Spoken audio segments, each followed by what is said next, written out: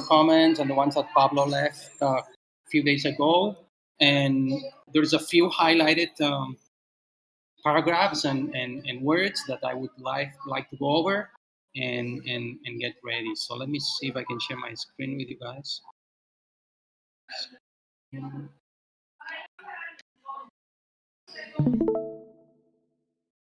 Let me know if you guys see my screen, because I cannot see you while I see my screen. Yeah, we see it, Santi. All right, perfect. So let's real quick go over. I guess we can delete these, right, Sean? This has been already reviewed by some of us and Pablo Nogan.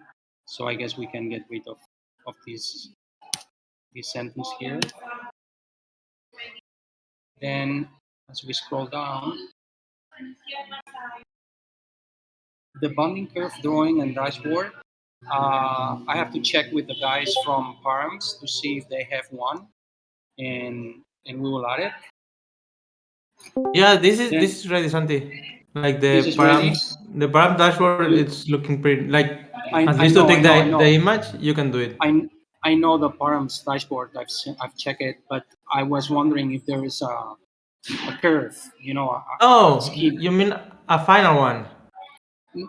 Well, or a description drawing more than the the site that we use to play around and to launch our proposal whenever we start working on that. So I'll check with them. They may have one. Now we whenever the final params are decided, we need to add here the smart contract and the investing smart contract and the vesting period, as well as the cliff. I think this, correct me if I'm wrong, Sean, but this should be cliff and vesting period, right? Yeah, I think that's right.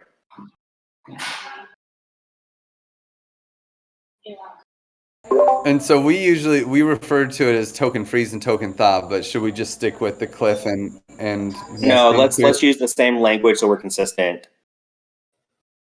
Thaw and free, yeah. Let's use those words. Yeah, the cliff is the freeze and the thaw is the token freeze period, or just token freeze.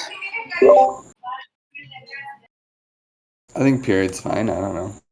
We just say token freeze, but it's because it's trying to be fun. Is that how you spell it? Token thaw? A-W. All right. Then the terms and conditions. If there's a bonding curve link. Oh yeah.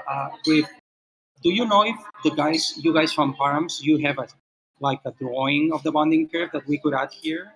So anyone new to the concept may have a slight idea of what it is before we jump into the description.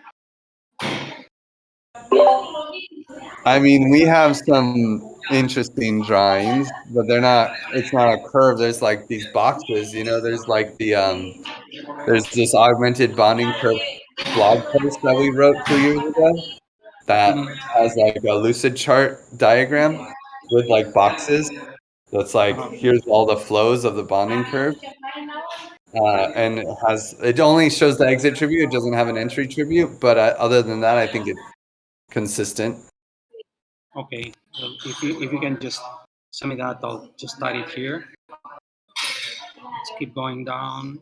All right, the link to Git. Well, actually, just to go up there real fast, because it focuses on just a little bit up further when it says the bonding curve is here it is. There's no theoretical hard cap.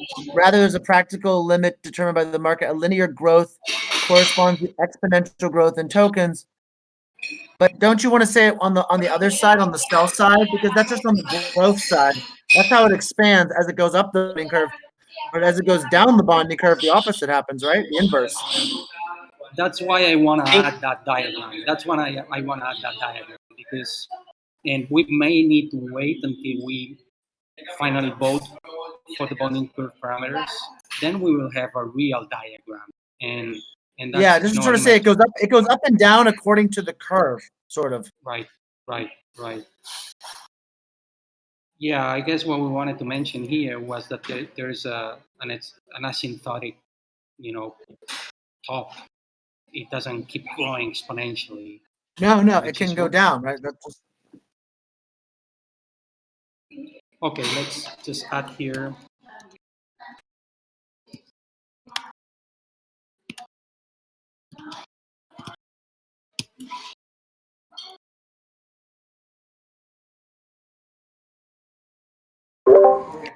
Also, Santi, there is a document I found that explains really in depth what bonding curve is, and it's from Michael Sargam, so he's also someone from the community.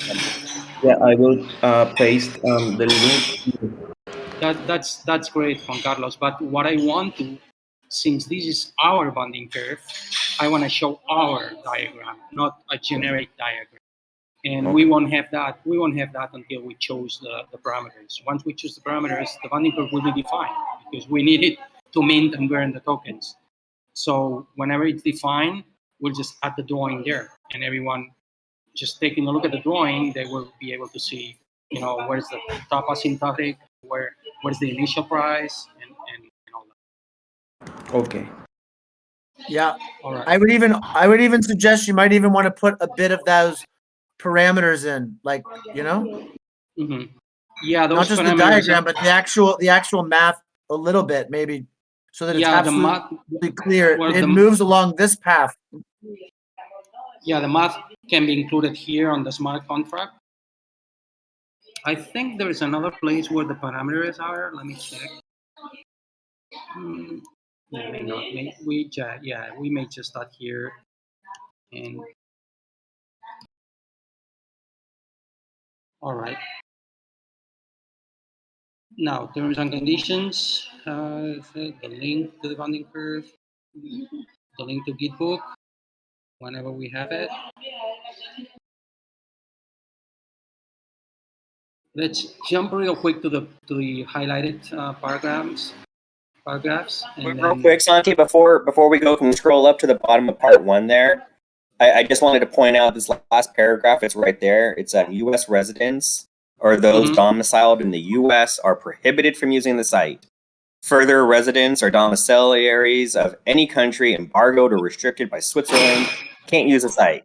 Then it lists the sites that I'm aware of that can't do business with Switzerland.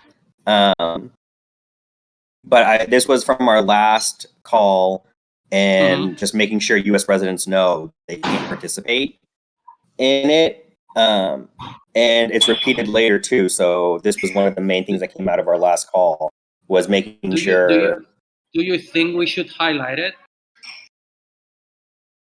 Yeah, I have no problem with that. I have no problem with that. And it's repeated again further down as well. Do we need to so they may have participated in the hatch though, right? And that was okay, or no? I mean, I we hope. Everyone who participated in the hatch was part of the same legal entity, a Swiss legal entity. Correct. They were all part of that, and that's not what this is talking about. This is talking about U.S. residents can't use the site. It's got nothing to do with the hatch. It's got nothing to do with what happened before. It's gonna. Okay. This is purely about their interaction with the bonding curve. Right, because we cannot control the participation here. It's beyond our scope. So. Right. Okay. And we're not geofencing any of the websites that I'm aware of. No, we're not. Is that okay?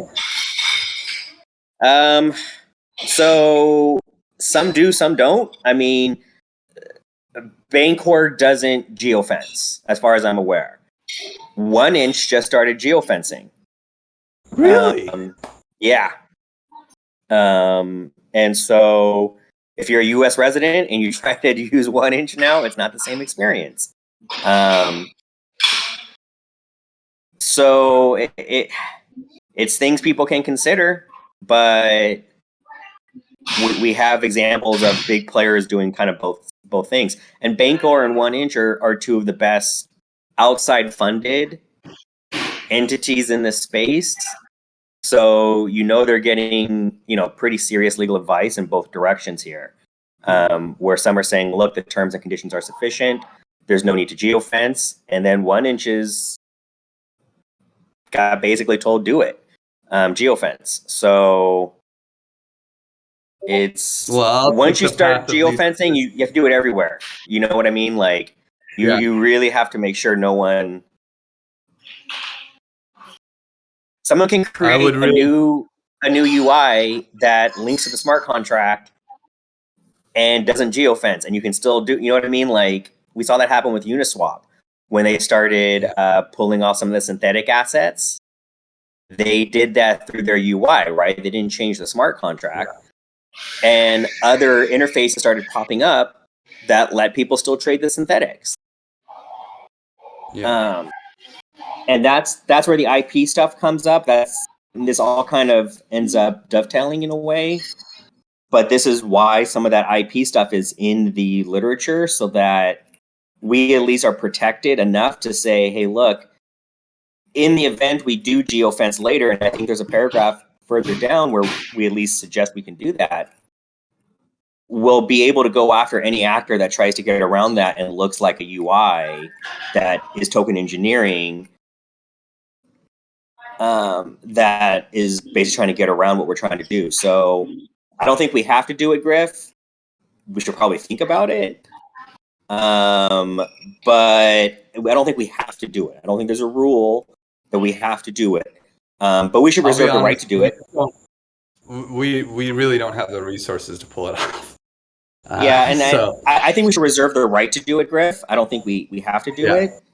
But we should reserve the right to do it and reserve the right to stop other actors from looking like us in the event we do geofence and then they try to create a similar website that removes the geofence. Okay. All right, let's keep moving forward. The create account is fine. The electronic wallet, here's where we describe that we have nothing to do with MetaMask or any other additional wallet that may appear in the future. We already reviewed this. We cannot control the functioning due to the wallet. And fees and payments. All right. Here's the entry tribute and the exit.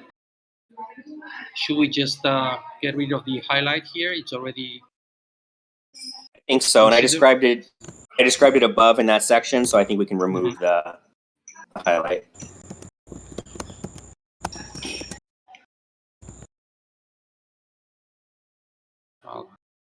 You'll have to select above the bullet point, Santi, and then remove it. Yeah. I think it's my computer. It might be my computer. Anyway, I'll just try it later on. There we go. Thank you.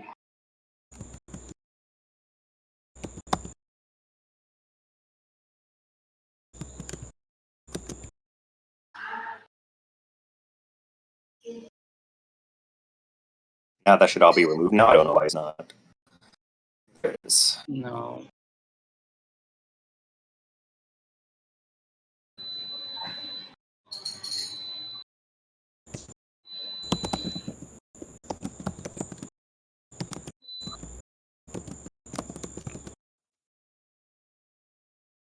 Now you added an additional paragraph here that I remember. My computer is starting to go a little funky.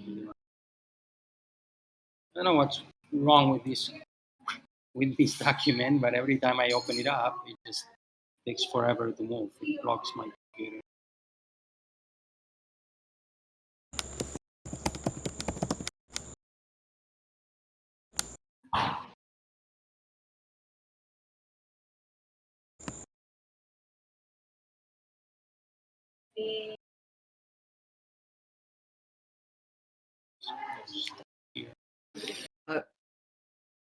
I was thinking, I mean, do we say up there where you're also warning that you're of legal age and capacity, not just that you're of authorized Right believe there? we do. Let me take a quick look. It was like at the very top where you're saying like I'm warrant that I have rights. The very beginning it was I saw it. Can someone else share their screen? Because my computer is starting to. Here, you represent that you have full right and authority. Maybe there that you are of legal age and sort of like. I can definitely add that. If I don't have a specific thing about being of age, I thought I did, but if not, I can definitely add that. Yeah. I'll make a note right now.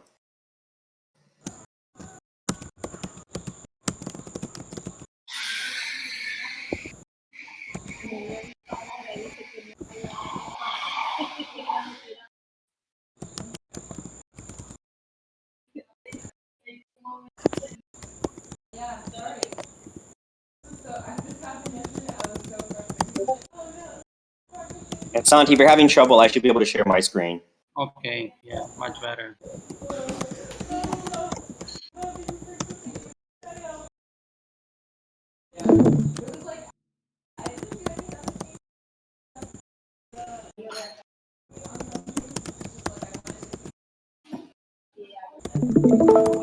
Thank you.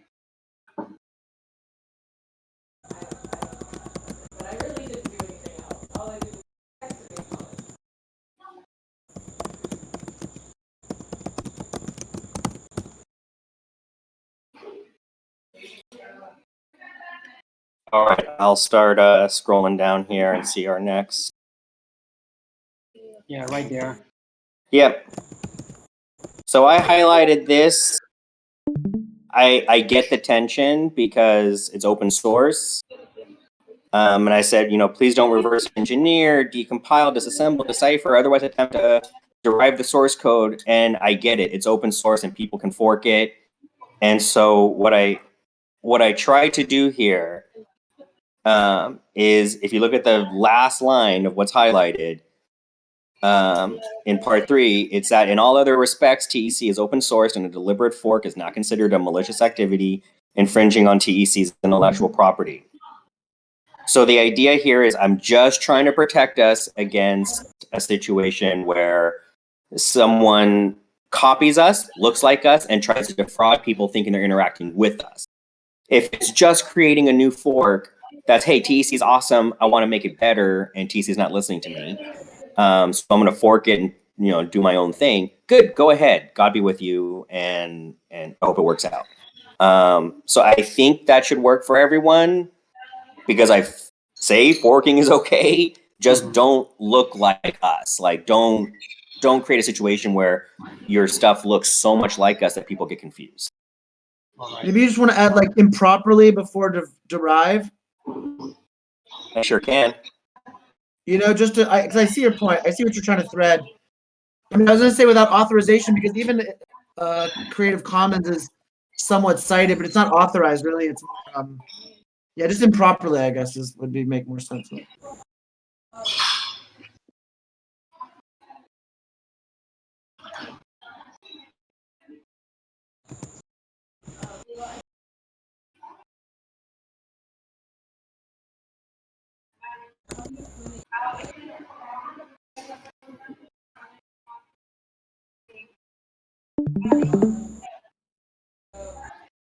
Okay. So can we just get rid of that highlight so we know we've reviewed?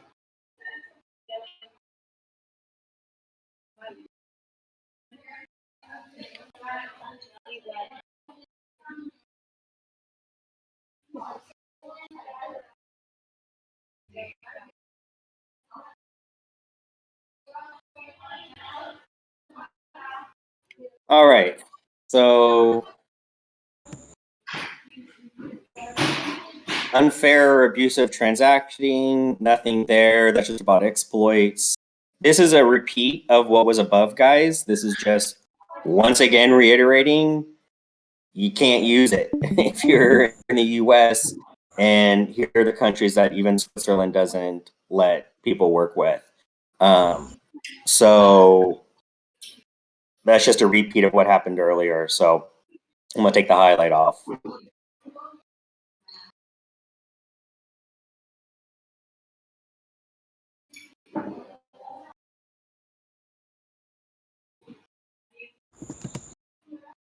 This is elimination or termination of access of services. This is just kind of the reservation of rights of our ability to geofence in the future. We don't use the phrase specifically, but that's just one of our options. So there's nothing weird here. It's just us saying, look, we don't have to tell you this is going to happen. It's going to happen now, obviously, because it's a DAO. Anything that happens to the terms and conditions is going to be pretty out in the open. It's not like interacting with your phone carrier or something and they change the term and just give you an email that says, hey, this happened. This stuff would all be pretty out in the open, but nevertheless, it's still kind of here that this can happen. You may or may not know what happens, but that's it. Like, we have the ability to make changes. We added the link to the privacy notice.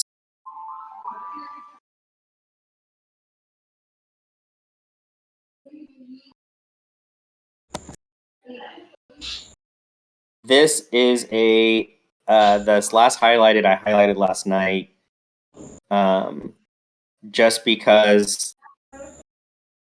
I want to make sure everyone's comfortable with this idea that, look, we say that anything you basically do as a user on any of these platforms basically belongs to TEC. So the TEC can reproduce it and put it in tweets and put it in Discord or whatever. I don't know if people are comfortable with that, and they may not be, and I understand why. This is pretty common in terms of interacting with sites, that they basically want to be able to repeat what you say about them if you say nice things about them. We can lose it. I don't think it's the end of the world to lose something like this. But I think it's important. I wouldn't change anything about it. So plus, isn't everything that we may copy open source? I mean, it's open to anything. It's there, and it's on the absolutely. It's more like the idea if someone says, Santi, that like, on Twitter, that TEC is this awesome thing, and like, what a great experience I had, blah blah blah. We can reproduce that, and we don't have to ask for permission. That's just it. And I just think that stuff is so minor that people shouldn't be. We're not talking about taking their actual work. We're just talking about stuff they're talking about. All memes become property of the TEC. Right. Right. Yeah. Collectively feedback.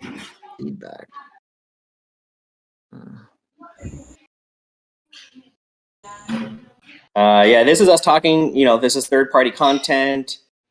This is when we start getting into the look, TEC can fluctuate in value. Wrapped XDAI theoretically can get off the peg. Something happened at Maker, weird things could happen. You got to understand a lot about cryptography to understand how tokens work. True. We can't reverse transactions for the most part. I know that's not strictly true, and that there are probably some subset of transactions we can fix, but generally speaking, we can't do it, and I would prefer we keep the language as is. Where does it say you also like agree to like the community standards of TEC, including graduated sanctions, or is that going to apply to it should apply to all the token holders, right? I think that's true. It should. I don't think I use the phrase graduated sanction. I don't think I use the phrase gravity, and I should. I do think I've mentioned Celeste, but I should mention gravity as well. That should be further down in basically ADR, alternative dispute resolution. Yeah. And I think that's a really good point. Well, I meant like okay. You can separate them like in general, like the community standards, including Yeah. In fact, there's probably a mention of community standards before that, and I can specifically add that in. But isn't that beyond the bonding curve usage terms and conditions? Well, couldn't a graduated sanction be that they burn your tokens? They cannot. It's a high graduation. They may block your participation in the future or stuff like that. But describing the usage of the bonding curve, I think if you are able to use it because you're not one of those, you're not a resident of one of those countries and you match all the stuff that we're writing down here, I don't think graduated sanctions should be affecting you. But doesn't the use of the bonding curve then attach all of the, basically it's what you agree to when you purchase or when you are transferred a token, and therefore you're sort of agreeing to all the terms of the community, because it's the portal into the system. But that's the I'm trying to think. Let's imagine someone acts upon one of the principles that we are against. All we can do is try to block that account, but they can open up another account and start interacting with the bonding curve. There is no way we can control them. How are we going to apply graduated sanctions upon someone who's brand new and we don't know who it is? Well, it would just be on their tokens. But they can also sell their token. If you vote to burn their tokens, they can just sell them before the vote passes. They could even, Yeah. Yeah. I see what you mean. I mean, to me, the graduated sanctions are among the community, but not for the bonding curve use.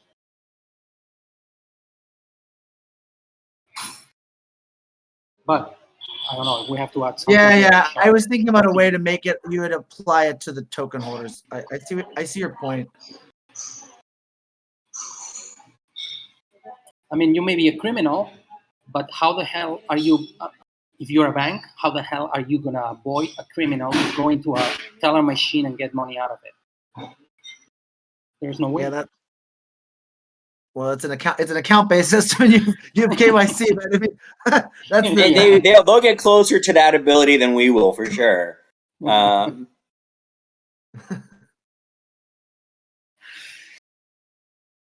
Is there any other highlighted paragraph, Sean? Let me take a look here. So this is just our standard warranties. I think there was something on the termination. I think. Yeah, I think down way at the bottom. Yeah. So this is what I did. I think this jives with the other language we've used in the hatch terms. But obviously, we're governed by the Swiss Confederation here. That any claim that comes out of these terms or using the bonding curve goes to the jurisdiction in Switzerland. And there's no class action, blah, blah, blah. So all pretty standard stuff. So even though the TEC technically doesn't have a legal entity of any sort, we're just picking the jurisdiction, and which is okay. Well, we don't know for sure yet, Griff, because generally speaking, most entities that form and have these clauses have a jurisdictional entity and have an existence. The way I've thought about it, and the way that I think makes sense, or at least is defendable, is because the hatch, which this is not about the hatch, but because the hatch was based in Switzerland, it's consistent with what was done previously. And so that is why. Is that how a court would agree with it? We don't know yet. Because we have very few of these situations. This popped up in law when corporations started. This popped up in law when corporations started going almost virtual, like when Sears first started, they were just a catalog.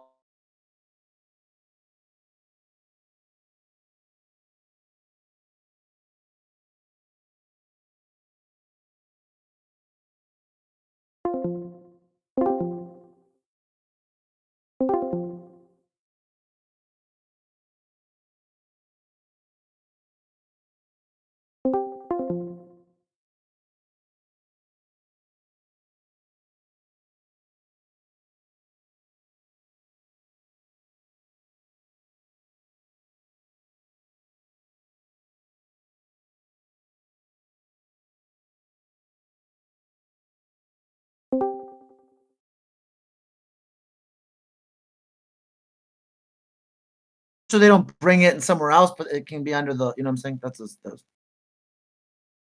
Will do.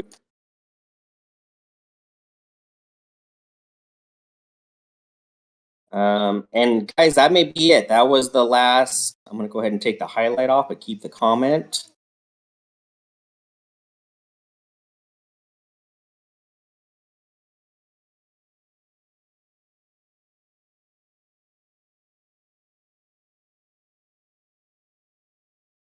And I think that's it, guys. That's pretty much the document. There's a couple little things in there for me to make a couple of minor edits to, but otherwise, that's it. That's interacting with the bonding curve.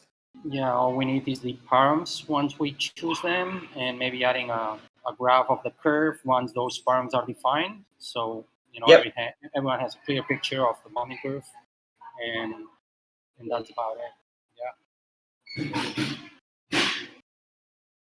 The only thing I have left on our to-do list for legal is, and we don't have to get into it today, we can do it the next meeting, but there was a third-party document I created, and then treasury rules, or at least treasury guidelines. And there was another document, or at least something that I brought into the table, which was, do we have to take care or use any or create any document for income beyond the bonding period?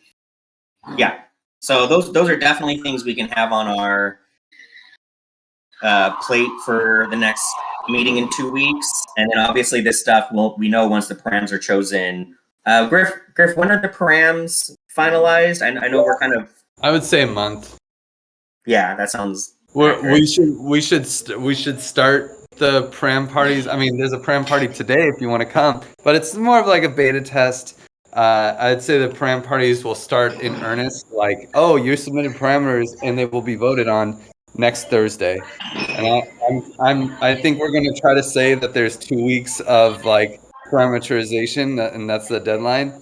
But we'll probably have to add a third week, just because like it's so interesting. And then there'll be 1 week of runoff vote, and then we'll have the final parameters. So 5 weeks from now.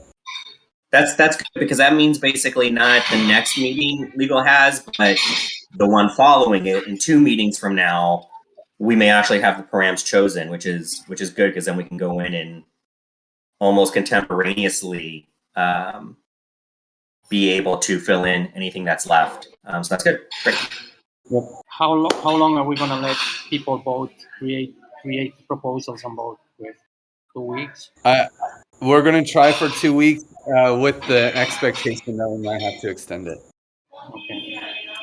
So sorry, we'll try for the first round of like parameterization where you're submitting parameters for 2 weeks, but it might be 3, and then we'll have 1 week of runoff votes. The runoff vote. All right.